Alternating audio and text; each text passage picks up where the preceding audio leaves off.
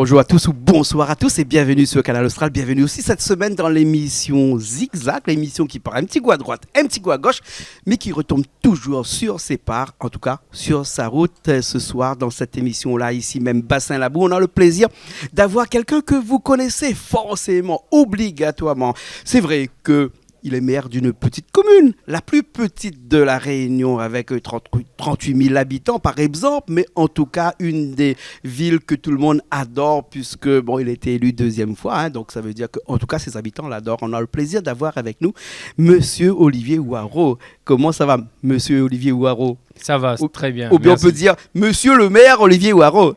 Comme vous voulez, moi c'est Olivier, appelle-moi Olivier si voilà. vous voulez. En tout cas, mais elle est contente d'être là. Ah, mais s'il fait plaisir, en tout cas, ce que vous l'avez dit tout à l'heure, fait à nous plaisir. Dès qu'on arrive ici, on va dire à tout le monde, appelle-moi Olivier. Exact. Hein, et ça montre bien qu'on a une sensibilité auprès de toutes les personnes qu'on côtoie tous les jours. Et c'est peut-être que pour ça, on a cette notoriété que les autres n'ont pas. Je ne connais pas si c'est ça la notoriété. En fait, un maire, c'est un militant qui a une fonction et une mission. Donc, en politique, il a un travail supplémentaire, pas supérieur, supplémentaire, avec des responsabilités. Mais un maire reste un citoyen, d'abord. Avant d'être maire, je m'appelle Olivier. Quand je suis maire, je m'appelle Olivier. Si je ne serai plus maire un jour, je m'appellerai toujours Olivier. Et je pense que le plus important, c'est de garder ce qui reste, c'est-à-dire ce nom, ce prénom que nos parents nous ont donné au moment de la naissance, parce que c'est ça qui nous suit. Les fonctions, ce sont celles des responsabilités que nous cherchons. Après, je m'appelle Olivier, j'ai une fonction de maire, mais je m'appelle Olivier. D'accord. En tout cas, la fonction publique, c'est quelque chose que vous connaissez bien, puisque vous êtes diplômé d'un DESS. C'est ça. C'est ça, hein, exactement. Et donc, du coup, on a toujours baigné dans un petit peu la vie politique et territoriale, on va dire. Oui, hein, exactement. Oui. Exactement. En fait, on a effectivement un DESS en gestion des collectivités locales. Et avant d'arriver à ce diplôme, on a un parcours... en faculté de droit. Mais effectivement, la famille l'a baigné dans la politique. Mon grand-père était adjoint avec Paul Vergès en 71, quand Paul Vergès prend la mairie du port. Ensuite, nous la baigne là-dedans, dans le Parti communiste, nous la baigne dans ce mouvement militant. Et c'est pour ça qu'aujourd'hui, il me dit surtout que moi, est d'abord un militant. D'accord. On dit de où, hein, Olivier? Hein, puisque vous l'a pu permettre à moi, que vous êtes un grand timide.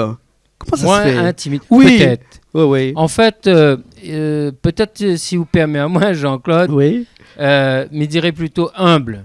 C'est-à-dire qu'une fonction de maire ne donne pas des pouvoirs, donne une responsabilité.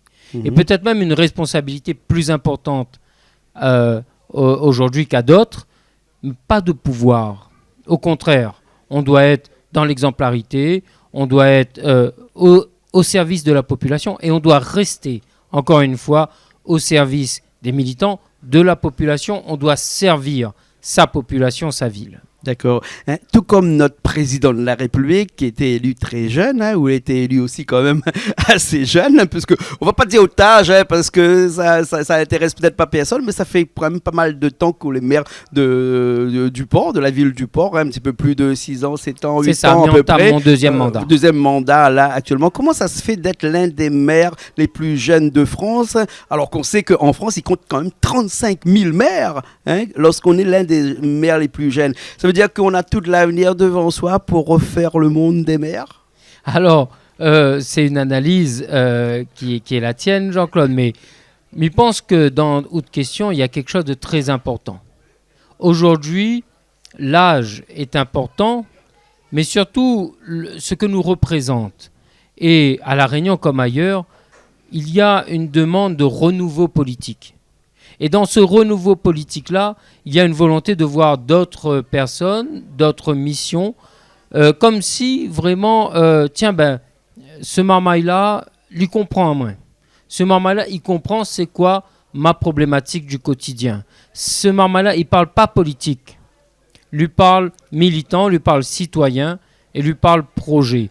C'est peut-être ça qui fait la différence. On va venir un petit peu à ta commune, parce que Oui, c'est ta commune avec actuellement, hein, avec à peu près 38 000 habitants. Hein. Donc, on a vu aux alentours des années 2000 un pic démographique. Et ensuite, tout de suite après, les habitants ont commencé, non pas à déserter la commune, mais pour aller habiter ailleurs, pour laisser place à l'économie, à l'industrie. Et c'est cette volonté-là qu'a la commune du Port actuellement, c'est-à-dire de faire en sorte que c'est une commune productive, une commune qui embauche et une commune qui fait travailler les gens.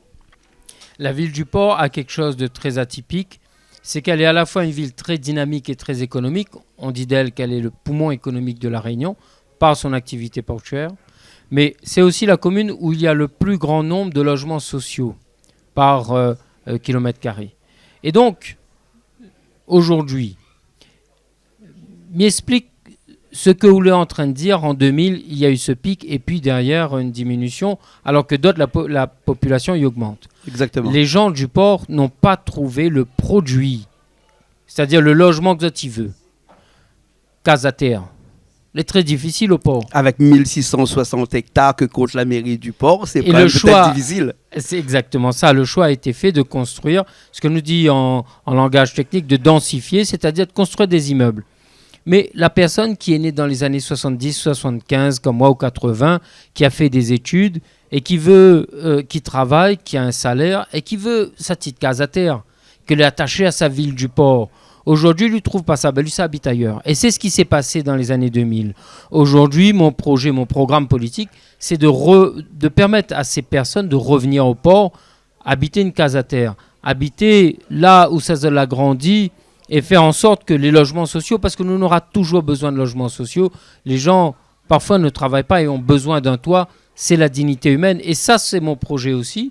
Donc, nous va construire, réhabiliter des logements sociaux, mais nous va permettre à beaucoup de portois de revenir habiter au port dans une case à terre, et ceux qui habitent au port de déménager dans une case à terre. C'est ça ce qui s'est passé, et c'est ça que m'y veut permettre demain pour les habitants du port. Surtout avec une commune qui fonctionne très bien, parce qu'avec 38 000 habitants et à peu près 70 millions de budget annuel, ce qui veut dire que par habitant, ça fait quand même un rapport qui est un petit peu plus que les autres communes. Ça, donc c'est une ville riche, on va dire. Alors, les choses ont beaucoup évolué avec le temps, et dans les années 2000, la taxe professionnelle a été perçue par l'intercommunalité, donc le TCO.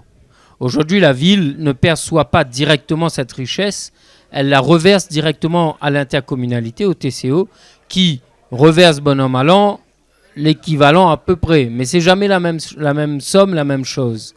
Au final, oui, la ville du port reste une ville dynamique, économiquement parlant. C'est une ville où il y a beaucoup de création de richesses et d'emplois. Par contre, les richesses créées vont à l'intercommunalité. D'accord. Alors, ce qui m'amène à ma question, faire partie d'une collectivité comme le TCO, et non pas la TCO, le TCO, territoire de la voilà, côte le ouest. territoire de la côte ouest, avec Saint-Paul, avec la possession et le port, et être l'une... 3 bassins et Saint-Leu. Et 3 bassins et Saint-Leu. Mais disons que être la plus petite commune de l'île adjacent, on va dire, à la plus grande commune de France, n'est-ce pas un handicap là actuellement pour cette commune du port-là? Alors, m'y présenterai les choses plutôt sous forme d'enjeu. Il y a la commune, une des communes les plus riches de la Réunion, comme on l'a dit tout à l'heure, qui contribue énormément à l'intercommunalité. Mais en nombre d'habitants, nous les plus petits. Et ça pose à nous problème. Parce que quand il y a des responsabilités à prendre à l'intercommunalité, malheureusement, c'est souvent la commune la plus importante en nombre d'habitants qui prend la place en disant on a le plus grand nombre de votants. Alors, il y a une forme d'injustice là-dedans. Moi, j'ai envie de dire, il y a une réforme qui a été posée, il faut reposer la réforme. Quel est le poids économique de la ville dans l'intercommunalité pour déterminer le nombre de votants?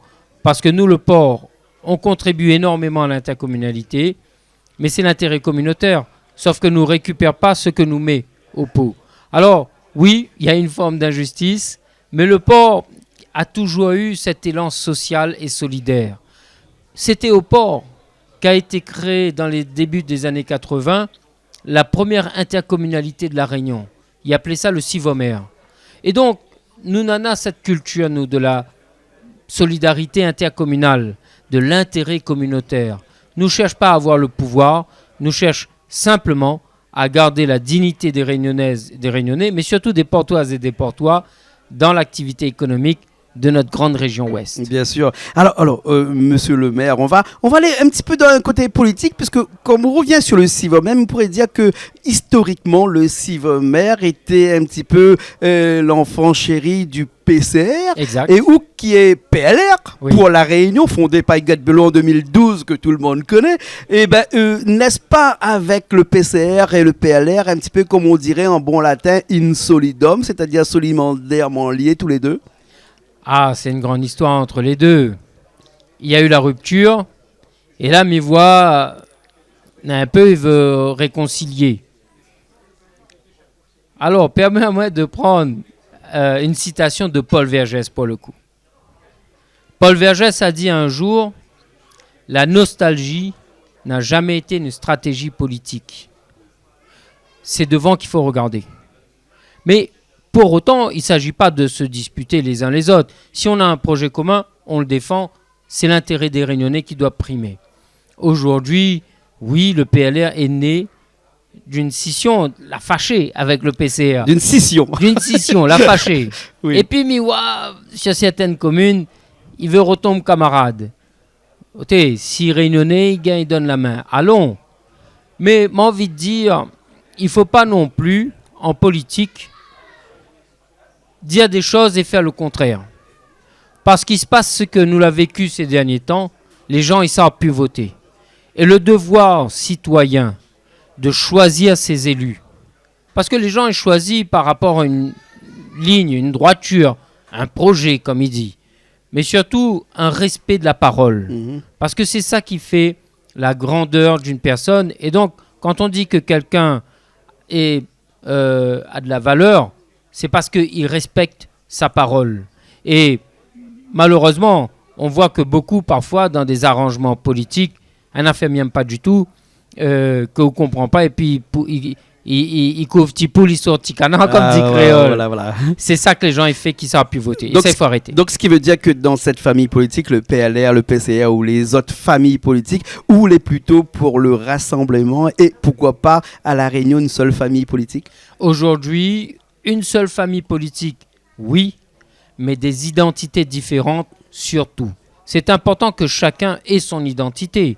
Dans une famille, les frères et sœurs ont chacun son identité. Dans la politique, pareil. Par contre, chacun veille à l'intérêt des uns et des autres. C'est ça le plus important. Veille à l'intérêt des Réunionnaises et des Réunionnais. Où ça nous fait des routes pour que les gens puissent circuler plus facilement, en sécurité.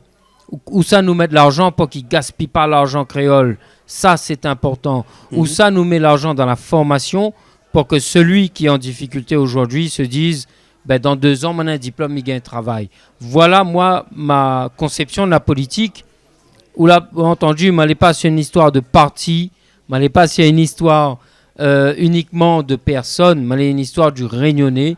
Il faut aider le Réunionnais d'abord. Le Réunionnais, c'est sûr, mais les Portois avant tout, bien entendu. Sûr. Pour finir, monsieur le maire, juste une dernière question. Où tu souhaites pour les Portois, ce que vous souhaitez pour l'avenir, pour les Portois, la chose que vous travaillez pour faire en sorte que le port devienne quelque chose, devienne meilleur, parce qu'il est déjà Bien pas sûr. mal le port, mais devienne meilleur, c'est quoi? Alors, nous aspirons tout le monde, nous tous, à un avenir meilleur. Et moi, en tant que maire, avec une mission, m'aspire à un avenir meilleur pour toutes les Portoises et pour tous les Portois. Comme elle a été élue en 2014, nous a dit cap vers le renouveau. C'est-à-dire qu'il faut passer à autre chose. Et on l'a dit, les choses ont beaucoup évolué. La vie s'est apaisée au port. L'emploi a été créé davantage. M'y souhaite que les Portoises et les Portois se disent encore plus au port. C'est un endroit où il fait bon vivre. M'y aime le port, m'y reste au port, m'y fait vivre le port. Le port, ça même? Ça l'a fini, ça. Bon, d'accord. Alors, merci beaucoup, monsieur le maire. Merci à toi, mon ami. Merci beaucoup. Et il paraît qu'on cuisine là à côté. Là. Dis-nous un petit peu, qu'est-ce qu'on cuisine là ce soir pour nous là? Alors, vous connaissez, quand les maires, on n'a pas beaucoup de temps. Oui. Et moi, comme il arrive le soir, il y a quelque chose que j'aime bien faire, c'est la cuisine chinoise. Parce que c'est rapide, c'est délicieux quand on sait la faire. Oui. Moi, j'ai été élevé pendant longtemps par mon grand-père qui était d'origine chinoise. Et lui la montre à moi un petit peu, comment il fait un sauté, etc. Et donc là, ce soir, il propose à Zod de monter un petit peu mon goûter là-dedans. Ben voilà, hein. Donc ça va tout de suite alors. Allez, allons. Les bons. Et nous nous retrouvons la semaine prochaine dans une nouvelle émission Zigzag, toujours sur Canal Austral. Hey!